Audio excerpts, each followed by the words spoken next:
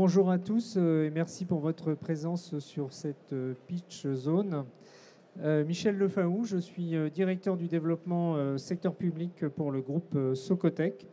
Alors rapidement, Socotec, c'est le spécialiste de l'analyse et de la maîtrise des risques en construction. Vous avez ici quelques chiffres qui relatent un petit peu notre activité et notre présence.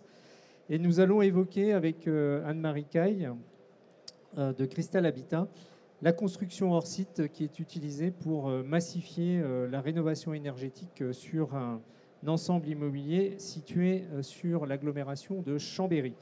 Anne-Marie, pourriez-vous vous présenter ?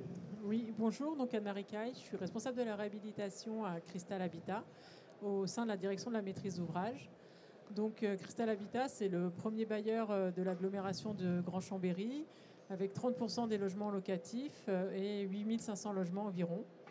On est aujourd'hui avec un PSP qui est très ambitieux et qui prévoit la rénovation de 3900 logements environ sur 10 ans, avec un volet thermique très important, mais on attache aussi une importance à la qualité de vie dans nos logements et à son adaptation aux besoins actuels de la demande.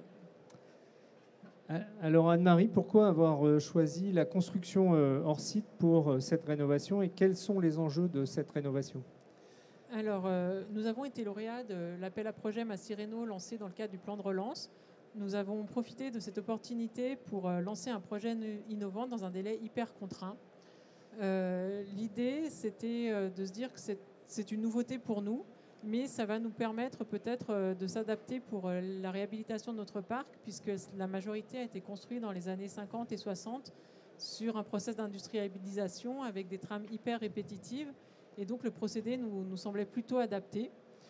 Par exemple, le quartier du Piochet qui a été retenu pour cette opération a été construit sur la base de plans qui avaient déjà été utilisés pour la construction de deux autres quartiers, Mérande et le Petit Violet. Donc ce projet est à la fois une rénovation énergétique très ambitieuse, mais nous tenons à améliorer le confort d'usage de nos locataires.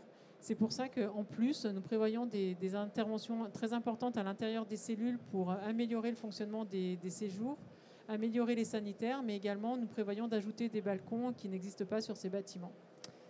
Quels sont vos objectifs visés en termes de performance énergétique ? Donc, on s'inscrit dans la démarche Énergie Sprong avec l'objectif de diviser par 3 les consommations de chauffage, donc d'atteindre le niveau BBC du neuf.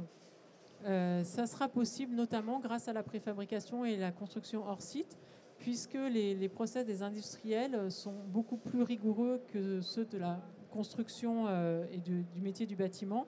Et on espère ainsi que l'étanchéité à l'air sera bien mieux gérée entre la menuiserie et la façade ossature bois qui aura été préfabriquée en usine. Quels sont les autres avantages que vous attendez de la construction hors site sur ce projet ? On espère diminuer les temps d'intervention pour tenir les délais imposés par l'État, puisque les appels à projets ont des délais contraints. Mais aussi, on mise énormément sur cette construction pour minimiser la gêne pour les locataires, notamment parce que les délais d'intervention sont beaucoup moins importants. On n'aura pas d'échafaudage devant les fenêtres et le nombre de percements en façade, donc le bruit sera aussi moins important. Et du coup, également améliorer l'étanchéité à l'air, comme je vous l'expliquais tout à l'heure. Pourquoi avez-vous fait appel à Socotec pour suivre ce projet ? Donc Socotec a eu la capacité de nous proposer 2 niveaux d'intervention pour nous accompagner en contrôle technique sur la construction hors site.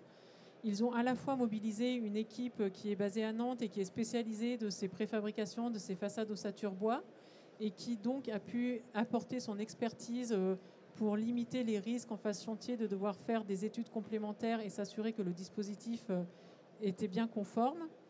Et nous les avons intégrés dès le dialogue compétitif pour qu'ils puissent apporter leur expertise sur les 3 offres qui étaient en concurrence, afin qu'on puisse choisir aussi en connaissance de cause par rapport aux risques techniques et juridiques. Ils étaient accompagnés du coup de leurs équipes locales, qui sont des interlocuteurs que nous connaissons, avec qui on a l'habitude de travailler en rénovation et qui connaissent nos contraintes de site occupé et d'adaptation du parc. Voilà. Quels sont vos futurs challenges en termes de rénovation énergétique ? Donc le premier challenge, ça va être de mobiliser le dispositif que nous avons prévu sur le quartier du Piochet, sur les 2 autres quartiers qui ont la même architecture, Mérande et le Petit Violet, puisque aujourd'hui le marché que nous avons passé avec l'entreprise Citinéa nous permet de répliquer ce que l'on a prévu sur le Piochet, et on espère ainsi faire des économies d'échelle et pouvoir apporter le même niveau de performance énergétique sur ces 2 autres quartiers.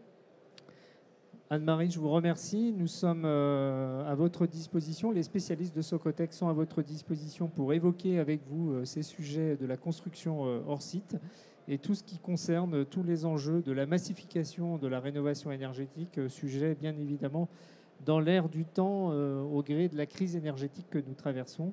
Et donc n'hésitez pas à contacter les équipes de Socotec et à nous rejoindre sur notre stand allée G01 durant le congrès de l'Union sociale de l'habitat. Merci.